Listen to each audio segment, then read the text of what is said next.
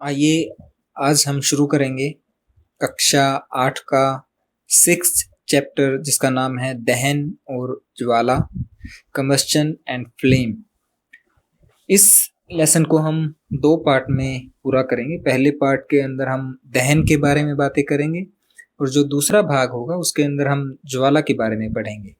तो सबसे पहले थोड़ी सी रिवीजन, थोड़ा सा रिकैप हम करते हैं ईंधन के बारे में। ईंधन यानी कि फ्यूल क्या होता है, ये हम पहले पढ़ चुके हैं, लेकिन फिर भी रिवीजन के लिए लकड़ी, कोयला, पेट्रोल, एलपीजी जैसे पदार्थ जिनसे हमें ऊष्मा व ऊर्जा प्राप्त होती है ईंधन कहलाते हैं। ऐसे ऑब्जेक्ट्स जिनसे हमें हीट एंड एनर्जी ये जो मिलती है उन्हें हम फ्यूल बोलते हैं। तो आइए अब आगे बढ़ते हैं ईंधन को जान लेने के बाद। अब बात आती है दहन यानी कि कंबस्चन क्या होता है। यह एक केमिकल प्रोसेस है, रासायनिक प्रक्रम जिसमें कोई पदार्थ ऑक्सीजन से अभिक्रिया कर ऊष्मा देता है, दहन कहलाता है। तो ये एक रासायनिक अभिक्रिया है जिसके अंदर किसी पदार्थ की ऑक्सीजन गैस के साथ अभिक्रिया होती है और उससे हमें ऊष्मा मिलती है। ये बात ध्यान देने वाली है, इससे हमें ऊष्मा मिलती है, वह दहन कहलाता है। और जरूरी नहीं कि जो अपने को हीट मिले, हीट यानी कि ऊष्मा मिले, वो बहुत ज्यादा हो, उसे हम महसूस कर पाए, लेकिन उस अभिक्रिया से ऊष्मा निकलनी चाहिए, तो उसे हम दहन या कंबस्चन बोलते हैं। दहन के बारे में एक बार फिर बातों को थोड़ा सा रिकैप लेते हैं। नंबर 1 क्या है, यह एक रासायनिक परिवर्तन है। This is a chemical change, chemical process है, केमिकल रिएक्शन है। इस प्रक्रम में ऊष्मा निर्मुक्त होती है, मतलब ऊष्मा मतलब गर्मी निकलती है। जब ये प्रक्रिया होती है तो क्या है, ऊष्मा यानी कि गर्मी निकलती है, हीट जनरेट होती है इस प्रोसेस के अंदर। तो ये हो गया दहन। अब हम बात करते हैं दाह्य पदार्थ। दाह्य पदार्थ मतलब ऐसा पदार्थ जिसका दहन होता है, यानी कि कंबस्टिबल ऑब्जेक्ट। जिस पदार्थ का दहन होता है वह दाह्य पदार्थ कहलाता है, उसे हम ईंधन भी कहते हैं। तो ईंधन और दाह्य पदार्थ एक ही बात है। तो कंबस्टिबल आइटम के बाद अब हम थोड़ा सा काम करते हैं। देखिए क्या करेंगे, आपको एक सूची बनानी है। लकड़ी, कागज, लोहे की कीलें, पत्थर का टुकड़ा, कास्ट कोयला, कांच, कुछ एक वस्तुएं आप और लीजिए और आपको बताना है कि ये दाह्य है या अदाह्य है। दाह्य पदार्थ हमने बताया था, जिस पदार्थ का दहन हो सकता है उसे हम दाह्य पदार्थ बोलेंगे, और जिस पदार्थ का दहन नहीं हो सकता उसे हम अदाह्य पदार्थ बोलेंगे। एक बात मैं आपको यहाँ पर बता दूं, ऐसा कोई पदार्थ नहीं है जिसका दहन ना हो सके, लेकिन हम जो यहाँ पर बात करेंगे वो एक सामान्य जीवन की बात करेंगे।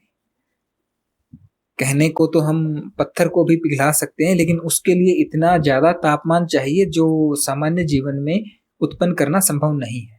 प्रयोगशाला में या किसी अन्य परिस्थितियों में वो उत्पन्न हो सकता है।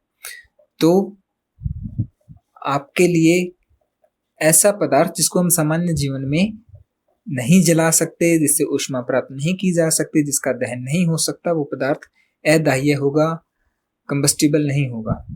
तो इस सूची को आप बनाइए, नोटबुक में नोट कीजिए। दहन के लिए आवश्यक परिस्थितियां, ऐसी कौन कौन सी परिस्थितियां हैं, कौन कौन सी रिक्वायरमेंट्स हैं जो दहन यानी कि कंबस्चन के लिए जरूरी है।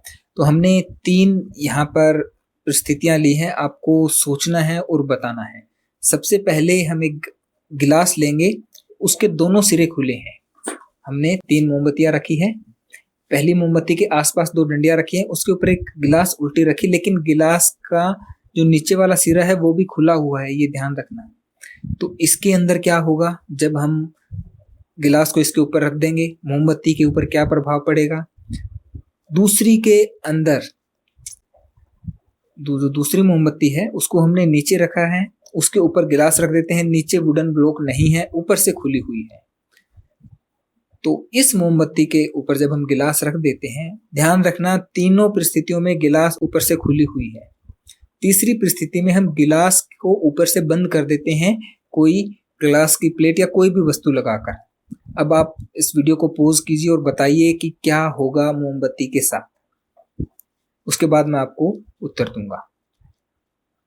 आपको सोचना है, क्योंकि हम जानना चाहते हैं कि जलने के लिए किन चीजों की आवश्यकता पड़ती है। कोई वस्तु दहन के लिए कब तैयार है, कब हम उसका दहन कर सकते हैं। आइए अभी इन प्रश्नों का उत्तर खोजते हैं।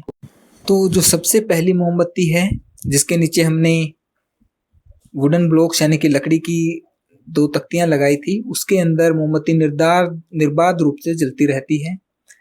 दूसरे केस में इस मोमबत्ती बुझ जाती है, थोड़ी देर जलती है, उसके बाद बुझ जाती है। तीसरा जो केस है, उसके अंदर हमने ऊपर ग्लास प्लेट रखी थी, मोमबत्ती बिल्कुल थोड़ी ही देर बाद बुझ जाती है। तो ऐसा क्यों होता है? आप कारण समझ गए होंगे, नहीं तो हम आगे चलते हैं और समझते हैं। तो जो ये प्रयोग किया, इससे हमें पता चला जो पहली मोमबत्ती थी, जिसके नीचे जब हमने गिलास रखी तो नीचे 2 लकड़ी की डंडियां रख दी, लकड़ी के ब्लॉक्स रख दिए, जिसके कारण उसको नीचे से हवा मिलती रही और वो जलती रही, उसके ऊपर कोई प्रभाव नहीं पड़ा। दूसरी जो मोमबत्ती थी, जो कैंडल थी, उसके नीचे हमने हवा आने का रास्ता बंद कर दिया। हवा केवल ऊपर से ही आ सकती थी, लेकिन जब मोमबत्ती जलने लगी तो गर्मी के कारण जब हवा ऊपर उठने लगी तो ऊपर से हवा अंदर नहीं आ पाई। थोड़ी देर बाद वो मोमबत्ती बुझ जाती है। तीसरी जो मोमबत्ती थी, उसको हमने ऊपर से भी बंद कर दिया, हवा ना अंदर आ सकती थी ना बाहर जा सकती थी। तो उस गिलास के अंदर जो हवा थी वो जल्दी ही खत्म हो गई। यहाँ पर वायु या हवा से मतलब है ऑक्सीजन। तो सबसे पहली बात आती है, किसी भी वस्तु के दहन के लिए जरूरी चीज है, आवश्यक वस्तु है ऑक्सीजन गैस, जिसे हम O2 मॉलिक्यूल से दर्शाते हैं। तो सबसे पहली जो आवश्यक वस्तु है, रिक्वायर्ड थिंग है दहन के लिए, वो क्या है? Oxygen gas. जी हाँ, ध्यान रखिए, दहन के लिए सबसे जरूरी परिस्थितियां ऑक्सीजन। आइए आपको कुछ और मैं वीडियो दिखाता हूं, जिसके अंदर आप देखेंगे कि अगर जलने वाली चीज को हवा ना मिले, मतलब ऑक्सीजन ना मिले, तो वो नहीं जल पाती है, चाहे वो कितनी ही ज्वलनशील क्यों ना हो। आइए देखते हैं। ये वीडियो आपने बहुत बार देखे होंगे। एक सिलेंडर के अंदर आग लगाई गई है और इस आग को हम बुझाएंगे एक सीधे तरीके से। हमने एक चद्दर ली है, उसको हम पानी में भिगोएंगे और इसके ऊपर डाल देंगे। अब आपको पता है गैस कितनी तेजी से जलती है, कितनी ज्यादा ज्वलनशील है, लेकिन देखिए एकदम से आग है वो बुझ जाती है। क्यों?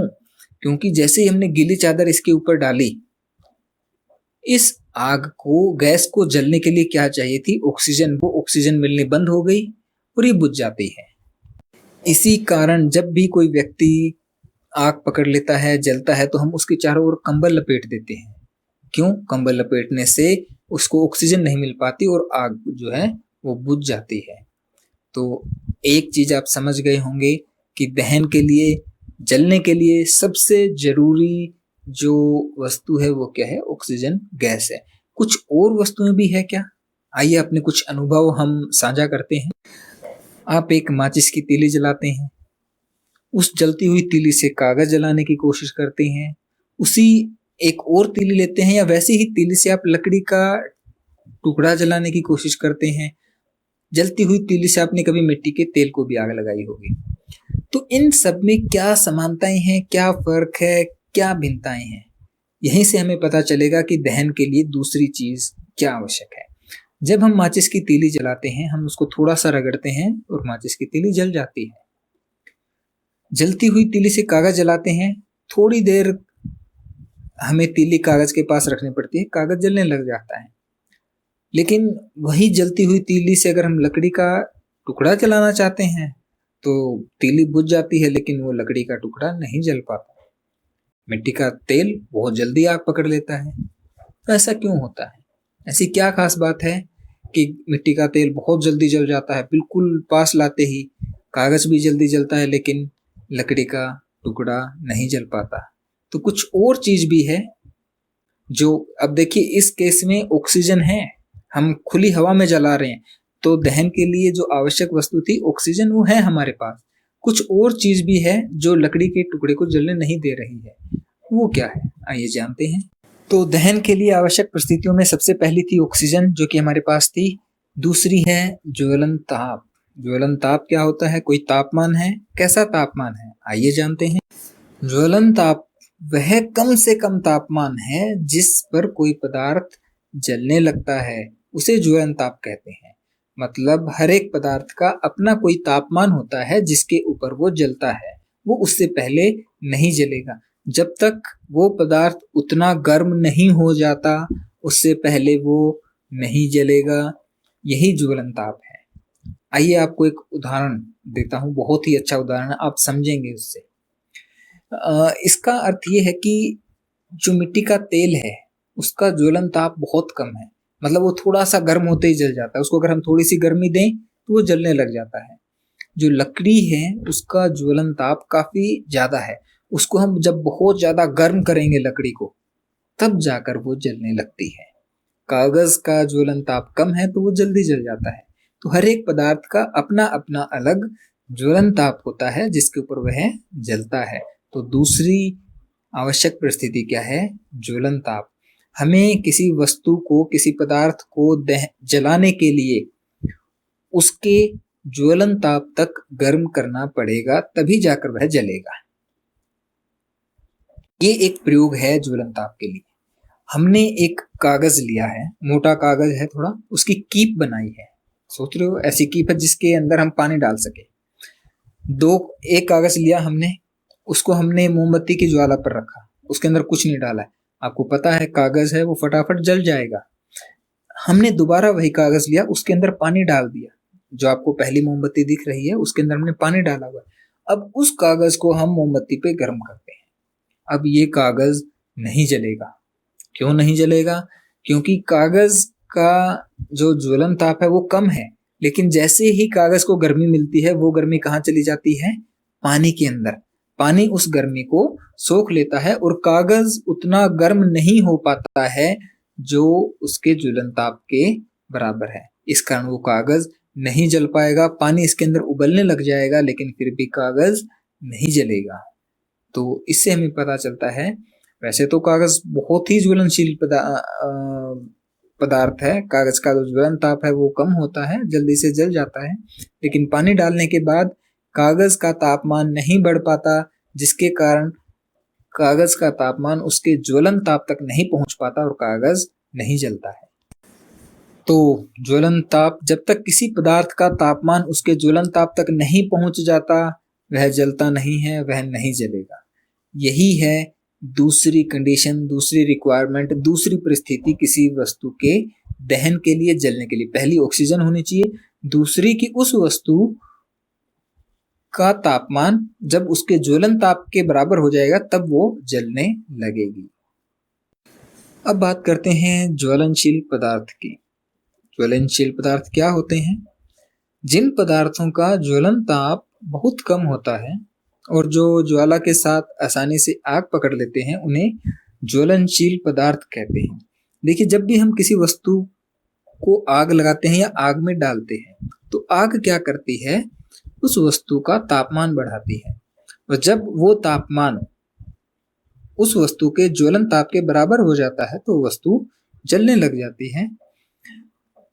तो जिन वस्तुओं के ज्वलन ताप कम होते हैं उन्हें हम ज्वलनशील पदार्थ कहते हैं। जैसे कि कागज ले लीजिए, मिट्टी का तेल, पेट्रोल, गैस, इन सब के ज्वलन ताप बहुत ही कम है। जैसे ही ये आग के पास आते हैं फटाक से जलने लग जाते हैं। और कुछ पदार्थों के ज्वलनशील ताप जो है, ज्वलन ताप है, वो इतना कम होता है कि अगर हम उन्हें खुला हवा में रख दें बाहर, वो तब भी आग पकड़ लेते हैं। तो ऐसे पदार्थों को ज्वलनशील पदार्थ कहते हैं। अब आपको थोड़ी सी सामान्य जानकारी दे देते हैं। जो माचिस होती है हमारे घर, उस माचिस की तीली के सिरे पर क्या लगा होता है? उसके सिरे पर होता है एंटीमनी ट्राइसल्फाइड और पोटेशियम क्लोरेट।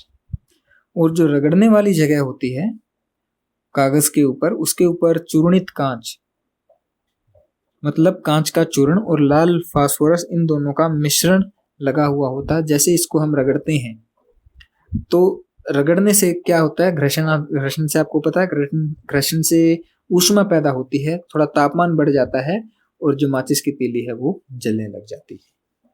अब बात आती है आग पर काबू पाना। कई बार आग की तो देखो वैसे हमें जरूरत होती है, खाना बनाने के लिए, सर्दियों में गर्म होने के लिए, पानी गर्म करने के लिए आग की बहुत ज्यादा जरूरत है। लेकिन कई बार ऐसी जगह पर आग लग जाती है जो हमारे लिए नुकसानदायक है, तो उसके लिए हम आग पर काबू कैसे पाएंगे? तो सबसे पहले हमें पता होना चाहिए कि आग लगने के लिए आवश्यक परिस्थितियां कौन सी है। ईंधन, वायु और ऊष्मा। ईंधन मतलब सबसे पहले तो कोई वस्तु जलने वाली होनी चाहिए। अब एक ढेर है पत्थरों का, उसके आग थोड़ी ना लगेगी, क्योंकि पत्थर कोई दाह्य पदार्थ नहीं है, कोई ऐसी वस्तु नहीं है कि जो जल सके। तो ईंधन होना चाहिए, लकड़ी है, कपड़े हैं, कुछ ऐसी चीजें हैं जो जल सकती है। तो ईंधन हो, वायु हो और ऊष्मा हो। जब ये तीनों चीजें होती हैं तब आग लगती है। अगर इन तीनों में से किसी एक को ही हम कम कर दें तो आग नहीं लगेगी। तो आग पर काबू पाने का अर्थ है कि या तो वहां से ऑक्सीजन कम खत्म कर दो, या उसका तापमान कम कर दो कि ज्वलन ताप से कम आ जाए तो वो नहीं जलेगी। ईंधन तो हम खत्म नहीं कर सकते अगर ईंधन में आग लगी हुई है, तो अगर कर सकते हैं तो बहुत अच्छी बात है। तो इन तीनों में से अगर हम किसी एक को भी हटा दें तो हम आग पर काबू पा सकते हैं। तो अग्निशामक आते हैं, फायर ब्रिगेड आती है, वो दो तरह से काम करते हैं। उनके पास पानी भी होता है और एक अग्निशामक यंत्र होता है जिसके अंदर कुछ सॉल्यूशन भरा होता है जो आग को बुझाने का काम करता है। तो पानी डालने से क्या होता है? पानी डालने से एक तो ज्वलन ताप, उस जगह का तापमान कम हो जाता है, इस कारण आग बुझ सकती है। दूसरा क्या होता है कि जहां जहां पानी पड़ता है वहां ऑक्सीजन एक बार सप्लाई बंद हो जाती है, जो कि हमें आग को बुझाने में सहायता करता है। तीसरा है कार्बन डाइऑक्साइड का प्रयोग। कार्बन डाइऑक्साइड गैस जो है वो ऑक्सीजन से भारी होती है। अगर हम एक जार के अंदर, एक बोतल के अंदर कार्बन डाइऑक्साइड और ऑक्सीजन गैस दोनों को एक साथ मिलाकर बंद कर दें तो कार्बन डाइऑक्साइड नीचे आ जाएगी, ऑक्सीजन ऊपर आ जाएगी, क्योंकि ऑक्सीजन हल्की है, कार्बन डाइऑक्साइड भारी है। तो जहां पर आग लगी हुई है, अगर हम वहां पर कार्बन डाइऑक्साइड गैस छोड़ें किसी भी तरीके से, तो वो ईंधन के ऊपर ऑक्सीजन को पहुंचने नहीं देगी और आग जो है वो बुझ जाएगी। तो इन तरीकों से हम आग पर काबू पाते हैं। अब हम बात करते हैं दहन के प्रकार की। दहन का प्रकार है मतलब कोई वस्तु किस प्रकार से जलती है। तीव्र दहन, बहुत तेजी से, हमने मिट्टी के तेल के अंदर आग लगा दी, फटाफट जल रहा है, पेट्रोल में आग लगा दी, गैस में फटाफट जल रहे हैं, ये क्या है? तीव्र दहन है। अगर हम लकड़ी को आग लगाएं, लकड़ी धीरे धीरे जलती है, तो वो आहिस्ता, स्लो दहन, स्लो कंबस्टन होता है। दूसरा होता है स्वतः दहन। स्वतः का मतलब है अपने आप, जब कोई वस्तु अपने आप लेने लग जाए, जैसे कि फास्फोरस है। फास्फोरस बहुत ही सक्रिय धातु है, तो जब हम उसे हवा में छोड़ देते हैं वो अपने आप जलने लग जाता है, इसे हम बोलते हैं स्वतः दहन। उसके बाद है विस्फोट। कुछ वस्तुएं दहन करती है एकदम से, फटाक विस्फोट होता है उनमें, जैसे कि पटाखे, जैसे कि बारूद, वो एकदम जलते हैं। तो ये तीन प्रकार हैं दहन के। हमने इस लेसन का पहला भाग जो हमने बनाया है दहन पूरा कर लिया है। अपना जो नेक्स्ट पार्ट है उसके अंदर हम ज्वाला के बारे में बात करेंगे। अभी आपके सामने मूल्यांकन है, कुछ क्वेश्चंस है, आप उनका आंसर्स लिखिए। धन्यवाद।